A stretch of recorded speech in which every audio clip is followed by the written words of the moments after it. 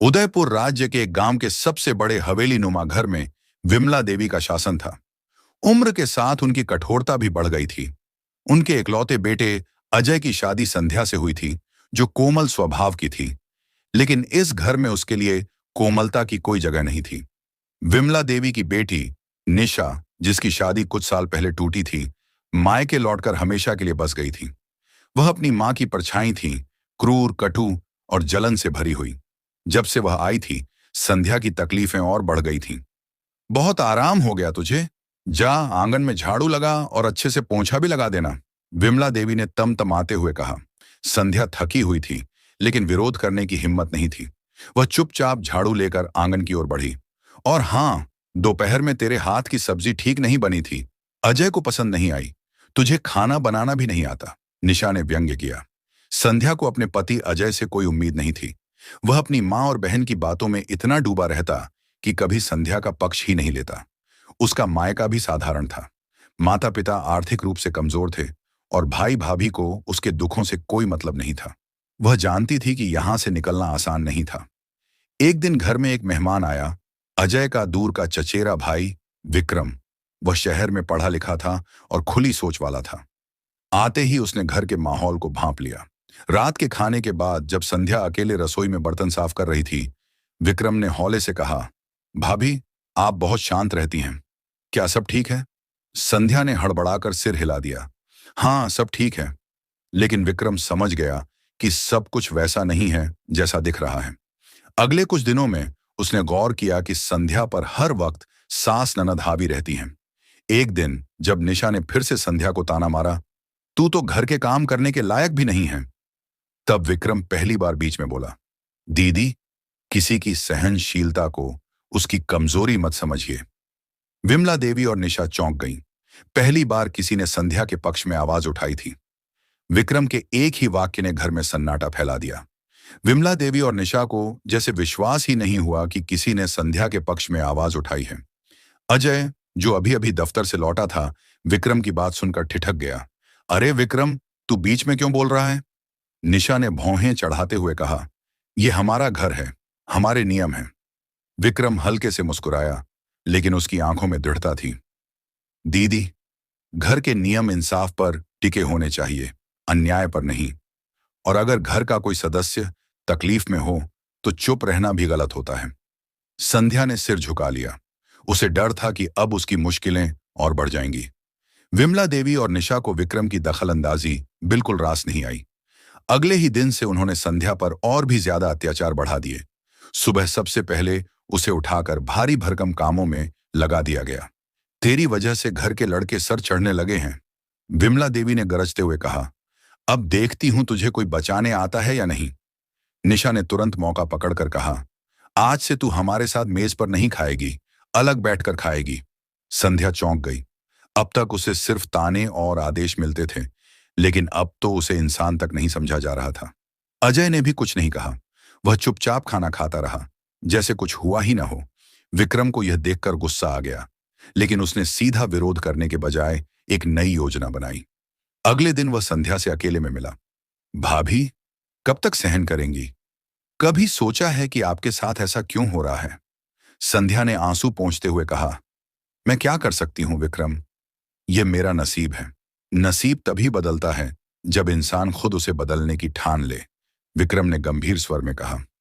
आप पढ़ी लिखी हैं, आपके पास हुनर है, क्यों ना कुछ ऐसा करें जिससे आप पर किसी की दया ना हो, बल्कि सब आपको सम्मान दें। संध्या हैरान रह गई। यह तो उसने कभी सोचा ही नहीं था। वह हमेशा यही मानती आई थी कि उसे सहना ही होगा। पर मैं क्या कर सकती हूं? उसने संकोच से पूछा। बस यही सोचने का वक्त आ गया है, विक्रम ने मुस्कुराकर कहा। दूसरी ओर अजय के मन में भी कुछ उथल पुथल मचने लगी थी। विक्रम के आने के बाद से घर का माहौल बदल गया था। उसने पहली बार गौर किया कि उसकी मां और बहन संध्या को किस तरह सताती हैं। लेकिन बचपन से ही मां के कठोर अनुशासन में पला बढ़ा अजय विरोध करने से डरता था। रात में जब वह अपने कमरे में बैठा था, तो अचानक निशा अंदर आई। भाई, तुझे क्या लगता है? विक्रम कुछ ज्यादा ही बोलने नहीं लगा? अजय ने गहरी सांस ली। मुझे नहीं पता निशा, लेकिन क्या मां सच में संध्या के साथ सही व्यवहार कर रही हैं? निशा ने तुनक कर कहा। ओह, तो अब तुझे भी अपनी बीवी की चिंता होने लगी। विक्रम का असर हो रहा है तुझ पर। अजय चुप रह गया, लेकिन उसके अंदर पहली बार सवाल उठने लगे थे। क्या वाकई वो सही कर रहा था? क्या संध्या की तकलीफें उसके कारण नहीं बढ़ रही थीं? रात का सन्नाटा पूरे घर में छाया हुआ था, लेकिन अजय के मन में उथल पुथल मची थी। बचपन से ही उसने अपनी मां के कठोर अनुशासन को देखा था, लेकिन कभी सोचा नहीं था कि यह अनुशासन अन्याय में बदल चुका है। उसकी बहन निशा के तलाक के बाद तो हालात और भी बिगड़ गए थे। बिस्तर पर करवटें बदलते हुए उसे संध्या का उदास चेहरा याद आया। वह हमेशा सहन करती रही थी, कभी कोई शिकायत नहीं की, लेकिन अब विक्रम के शब्द उसके मन में गूंज रहे थे। अगर घर का कोई सदस्य तकलीफ में हो तो चुप रहना भी गलत होता है। क्या वह सच में गलत कर रहा था? सुबह होते ही निशा और विमला देवी ने अपनी साजिश को आगे बढ़ाया। आज से संध्या रसोई में अकेले खाना बनाएगी और खुद ही सारे काम करेगी, विमला देवी ने आदेश दिया। अब बहुत आराम हो गया इसे, निशा ने चुटकी ली। और हाँ, इसे अलग से खाना भी नहीं मिलेगा जब तक सबका काम पूरा ना हो जाए। संध्या ने चुपचाप सिर झुका लिया। उसका विरोध करने का कोई हक नहीं था। विक्रम पास ही खड़ा था। उसकी आंखों में चिंता थी, लेकिन उसने कुछ नहीं कहा। वह जानता था कि अब संध्या को खुद अपनी ताकत पहचाननी होगी। दिन भर घर के सारे काम निपटाने के बाद जब संध्या थकी हुई कोने में बैठी, तो अजय कमरे में आया। संध्या, उसकी आवाज धीमी थी, लेकिन संध्या चौंक गई। यह पहली बार था जब अजय ने उसे पुकारा था, वरना अब तक वह सिर्फ अपनी मां बहन की हां में हां मिलाता आया था। संध्या ने सिर उठाया, लेकिन कुछ बोली नहीं। अजय असहज महसूस कर रहा था। मैं मैं जानता हूं कि मां और निशा तुम्हें बहुत परेशान करती हैं, उसने हिचकते हुए कहा। संध्या की आंखों में आंसू आ गए, लेकिन उसने खुद को संभाला। तो फिर आप कुछ कहते क्यों नहीं? उसकी आवाज हल्की थी, लेकिन उसमें दर्द साफ झलक रहा था। अजय के पास कोई जवाब नहीं था। वह चुपचाप वापस चला गया, लेकिन उसके मन में कुछ बदल रहा था। रात को जब संध्या रसोई में अकेली बैठी थी, तब विक्रम अंदर आया। भाभी, आप कब तक ये सहेंगी? संध्या ने धीरे से कहा। मेरे पास और कोई रास्ता नहीं है विक्रम, मैं कहाँ जाऊंगी? विक्रम मुस्कुराया। रास्ते हमेशा होते हैं, बस हमें उन्हें पहचानने की जरूरत होती है। आप पढ़ी लिखी हैं, अपने पैरों पर खड़ी हो सकती हैं। संध्या ने पहली बार सोचा, क्या सच में वह कुछ कर सकती है? क्या उसके पास भी कोई रास्ता है? अगली सुबह विक्रम कहीं बाहर जाने के लिए तैयार हो रहा था। जब वह दरवाजे तक पहुंचा, तो अजय ने उसे रोक लिया। कहाँ जा रहे हो? विक्रम मुस्कुराया। एक जरूरी काम से, लेकिन अगर तुम चाहो तो मेरे साथ चल सकते हो, शायद तुम्हारी आंखें खुल जाएं। अजय उलझन में पड़ गया। आखिर विक्रम ऐसा क्या करने वाला था? अजय ने उलझन भरी निगाहों से विक्रम की ओर देखा। क्या मतलब है तुम्हारा? कहां ले जाना चाहते हो मुझे? विक्रम मुस्कुराया, लेकिन उसकी आंखों में गंभीरता थी। बस एक जगह, जहां तुम्हें अपनी आंखों से कुछ देखना होगा। अगर चल सकते हो तो चलो, वरना यहीं रहो और वहीं सुनो जो अब तक सुनते आए हो। अजय को गहरी उलझन महसूस हो रही थी। वह हमेशा अपनी मां और बहन की बातों को ही सही मानता आया था, लेकिन विक्रम की बातें अब उसके मन में सवाल खड़े करने लगी थीं। आखिर उसने हामी भर दी। विक्रम उसे गांव के बाहर एक छोटे से स्कूल की ओर ले गया। स्कूल के भीतर जाते ही अजय ने देखा कि वहां कई औरतें सिलाई कढ़ाई और दूसरे हुनर सीख रही थीं। कुछ महिलाएं किताबों में डूबी थीं, तो कुछ अपने हाथों से सुंदर कढ़ाई कर रही थीं। यह क्या है? अजय ने हैरानी से पूछा। विक्रम ने बताया, ये एक स्वयं सहायता केंद्र है। यहाँ वे महिलाएं आती हैं जिन्हें अपने पैरों पर खड़ा होना है, जिनका कोई सहारा नहीं, जिनके पास बस खुद की मेहनत है।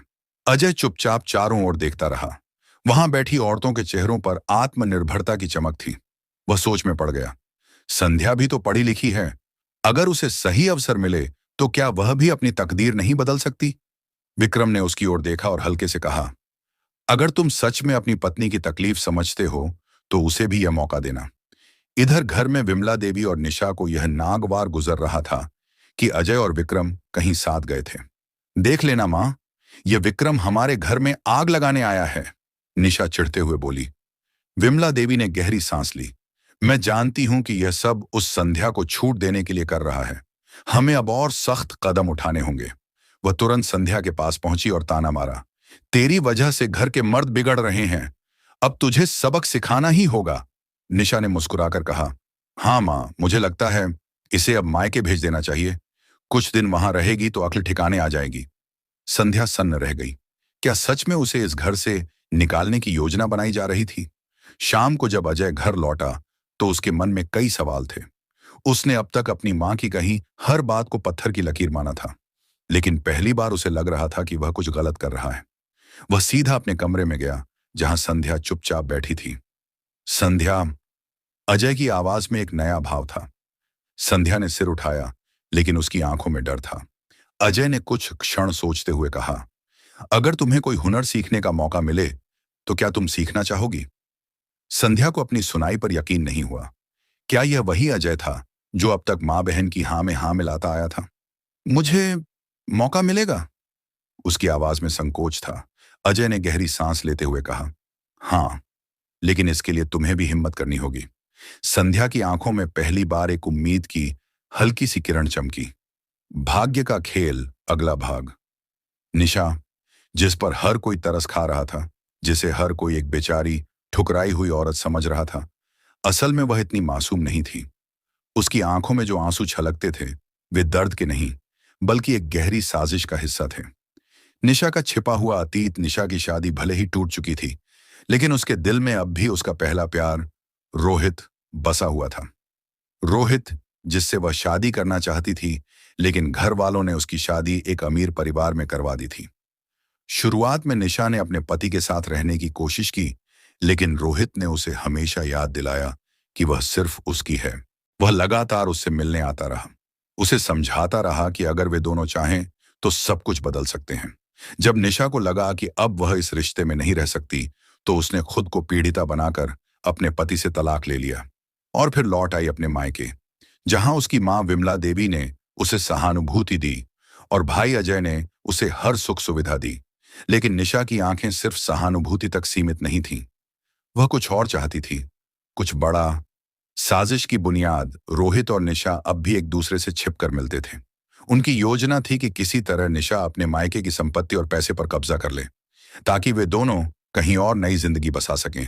ऐसी जिंदगी जहां उन्हें किसी का डर ना हो। तुम्हें अपनी मां और भाई को धीरे धीरे अपने काबू में करना होगा, रोहित ने एक दिन कहा। अगर तुम अजय को अपने खिलाफ कर लोगी तो सब कुछ तुम्हारा हो सकता है। निशा मुस्कुराई। अजय हमेशा से मेरी बात मानता आया है। मुझे उसे बस धीरे धीरे मां के खिलाफ करना होगा।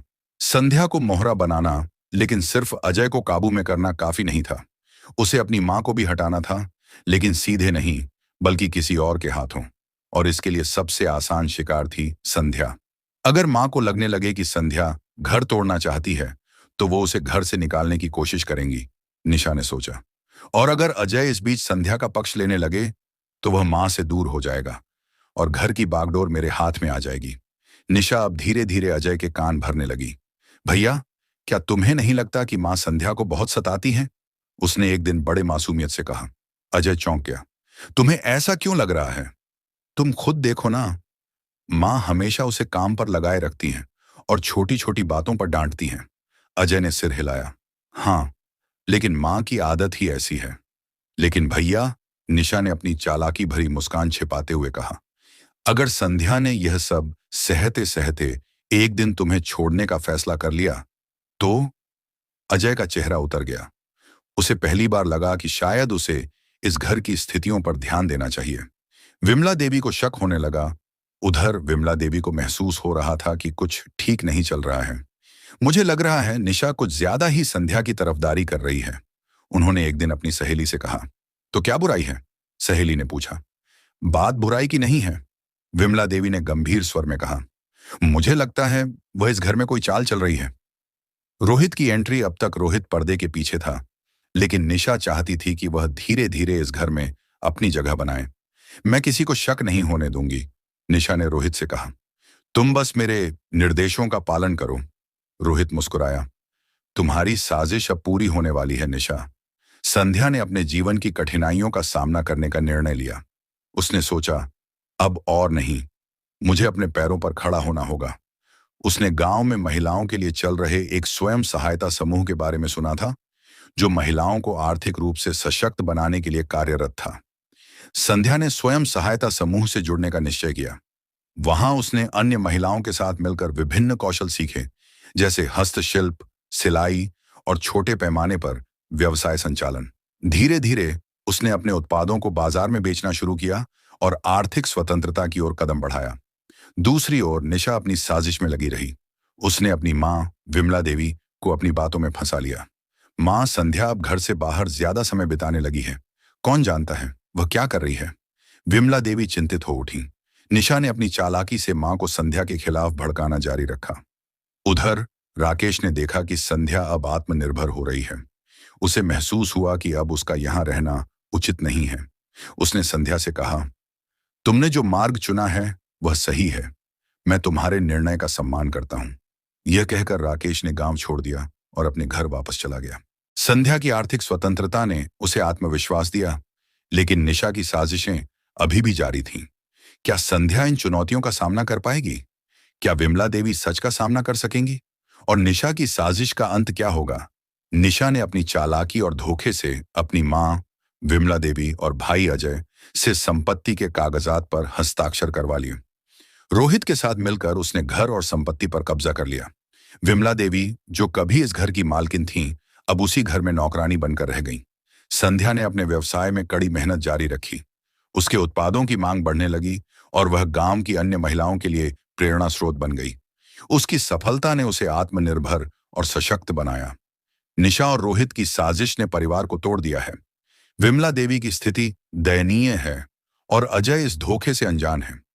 संध्या की सफलता ने उसे मजबूत बनाया है, लेकिन परिवार की इस स्थिति से वह अनभिज्ञ है। निशा की साजिश के बाद अजय ने अपनी बहन के खिलाफ कानूनी कार्रवाई करने का निर्णय लिया।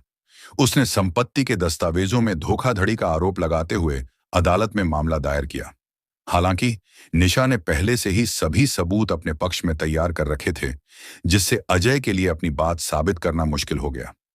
अदालत में पर्याप्त सबूतों के अभाव में अजय का मामला कमजोर पड़ गया और उसे निराशा का सामना करना पड़ा।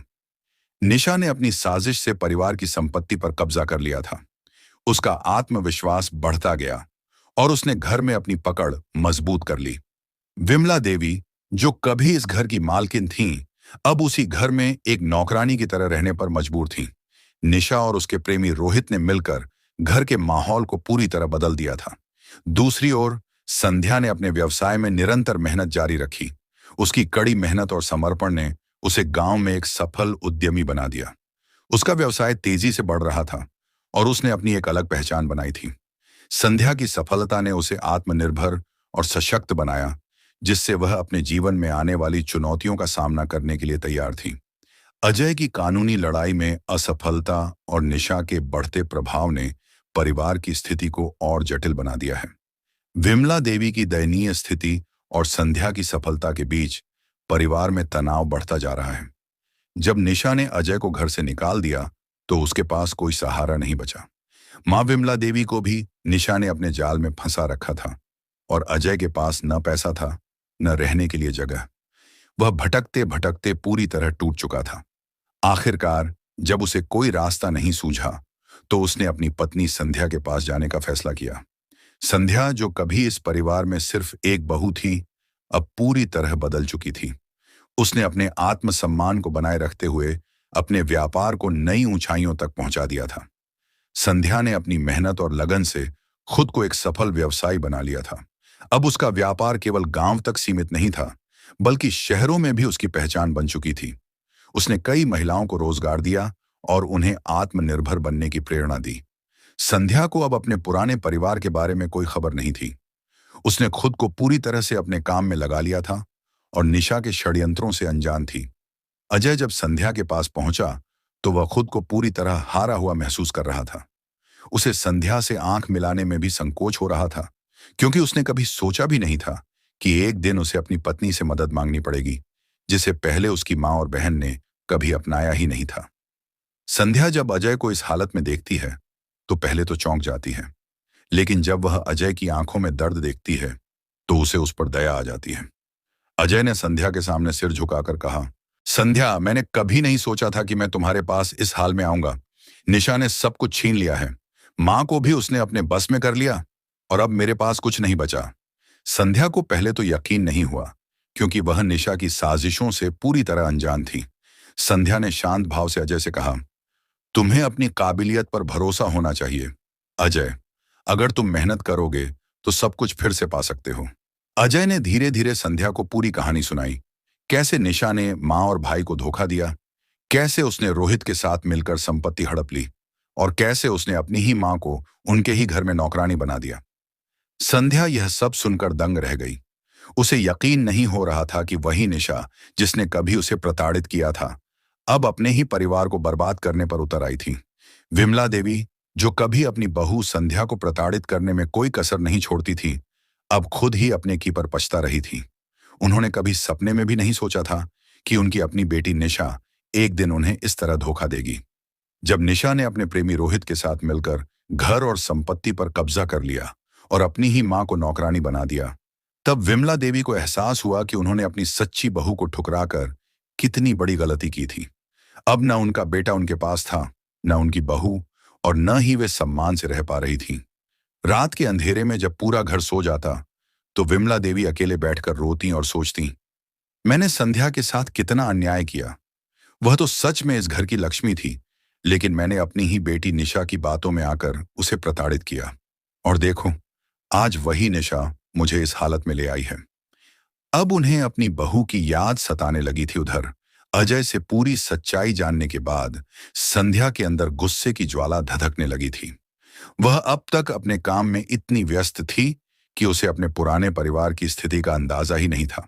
लेकिन जब उसे पता चला कि उसकी सास, जो कभी उसे सताने में कोई कसर नहीं छोड़ती थी, अब अपनी ही बेटी के अत्याचारों का शिकार हो रही है, तो उसका दिल अंदर से तड़प उठा। लेकिन इस तड़प के साथ ही एक और भावना उसके अंदर जन्म ले चुकी थी। निशा ने जिस चालाकी से मेरा अपमान किया था, जिस तरह उसने अपनी मां को धोखा दिया और अपने भाई को बेघर कर दिया, अब उसका हिसाब चुकता करने का समय आ गया है। संध्या ने मन ही मन फैसला कर लिया कि वह निशा को उसकी गलतियों की सजा दिलाकर रहेगी, लेकिन वह जल्दबाजी नहीं करना चाहती थी। उसने ठान लिया था कि वह अपनी बुद्धि और चतुराई से ऐसा वार करेगी कि निशा खुद अपनी चालों में फंस जाए। अजय, जो अब संध्या के साथ खड़ा था, भी अपनी बहन निशा से बदला लेना चाहता था, लेकिन संध्या ने उसे शांत रहने और सही समय का इंतजार करने को कहा। अगर हमें निशा को हराना है, तो हमें अपनी योजनाओं को मजबूती से बनाना होगा। जल्दबाजी में कोई फैसला नहीं लेना चाहिए। अब संध्या और अजय ने मिलकर एक ऐसी योजना बनाने की ठानी जिससे निशा को उसकी ही चालों में फंसाया जा सके। निशा और रोहित अब पूरी तरह से ऐशो आराम की जिंदगी जी रहे थे। घर, पैसा और ताकत सब उनके पास था, लेकिन लालच की आग कभी बुझती नहीं, बल्कि और बढ़ती जाती है। एक दिन शहर से एक बड़ा व्यापारी विक्रम सिंह उनके पास आया। वह बहुत अनुभवी और चालाक था। उसने निशा और रोहित को एक बड़ा ऑफर दिया, एक विशाल शराब फैक्ट्री खोलने का प्रस्ताव। विक्रम ने कहा, अगर तुम इस प्रोजेक्ट में पैसा लगाओ तो कुछ ही सालों में करोड़ों कमा सकते हो। बाजार में शराब की बहुत मांग है। निशा की आंखों में लालच झलकने लगा। बिना ज्यादा सोचे समझे उसने तुरंत हां कर दी। फैक्ट्री का पूरा प्रोजेक्ट बहुत बड़ा था। इसमें कई करोड़ों की लागत लगने वाली थी। व्यापारी विक्रम और निशा पार्टनर बने। आधा पैसा निशा को देना था, आधा पैसा विक्रम लगाने वाला था। जमीन और कानूनी काम विक्रम के जिम्मे था। फैक्ट्री की देखरेख और श्रमिकों की भर्ती का जिम्मा रोहित के पास था। निशा को लगा कि यह मौका उसे और अमीर बना देगा। उसने बिना ज्यादा जांच पड़ताल किए ही सौदा कर लिया। अब समस्या यह थी कि निशा के पास फैक्ट्री में लगाने के लिए पूरा पैसा नहीं था। उसने सोचा कि किसी बड़े बैंक से लोन लिया जाए। कुछ ही दिनों में उसने अपनी पूरी संपत्ति बैंक में गिरवी रखकर भारी लोन ले लिया। उसे लगा कि फैक्ट्री शुरू होते ही मुनाफा आना शुरू हो जाएगा और वह आसानी से लोन चुका देगी। लेकिन उसे यह नहीं पता था कि वह अपने ही जाल में फंसने वाली है। उधर संध्या को धीरे धीरे पता चल रहा था कि निशा और रोहित अब शराब के धंधे में उतर रहे हैं। उसने सोचा कि यही सही मौका है निशा को उसकी ही लालच में फंसाने का। अगर मैं सही वक्त पर सही चाल चलूं तो निशा का पूरा खेल खत्म हो सकता है, संध्या ने मन ही मन सोचा। शराब की फैक्ट्री का काम बहुत तेजी से आगे बढ़ रहा था। निशा और रोहित दोनों अपने आप को बड़े बिजनेसमैन समझने लगे थे। पैसा पानी की तरह बह रहा था और उन्हें लगने लगा था कि उन्होंने अपने जीवन का सबसे सही फैसला लिया है। फैक्ट्री में आधुनिक मशीनें लगाई जा रही थीं, नए श्रमिक भर्ती किए जा रहे थे और शहर में उनकी चर्चा होने लगी थी। विक्रम सिंह भी हर हफ्ते साइट पर आता और उन्हें आगे की रणनीति समझाता। 1 साल बाद फैक्ट्री का निर्माण आधे से ज्यादा पूरा हो चुका था। सब कुछ ठीक चल रहा था और निशा के मन में अब और बड़े सपने पनपने लगे थे। लेकिन एक दिन अचानक कोर्ट से एक नोटिस आया। जब निशा और रोहित ने उस कागज को पढ़ा तो उनके पैरों तले जमीन खिसक गई। कोर्ट नोटिस में क्या था? नोटिस में लिखा था कि फैक्ट्री जिस जमीन पर बन रही है वह किसी और की कानूनी संपत्ति है और उस पर अवैध रूप से कब्जा किया गया है। इसके अलावा एक बड़ी कानूनी जांच शुरू हो चुकी थी कि शराब फैक्ट्री का पैसा कहां से आया, क्या इसके लिए सही दस्तावेज थे या नहीं, और क्या इसमें कोई गैर कानूनी गतिविधि तो नहीं हो रही थी। निशा को यह समझ नहीं आ रहा था कि यह सब अचानक कैसे हुआ। रोहित गुस्से में चीख पड़ा, यह सब क्या है निशा? तुमने तो कहा था कि सब कानूनी तौर पर सही है। निशा खुद हैरान थी। उसे यकीन था कि विक्रम सिंह ने कहा था कि जमीन की कोई समस्या नहीं होगी, लेकिन अब कोर्ट से आए कागजात ने उसकी रातों की नींद उड़ा दी।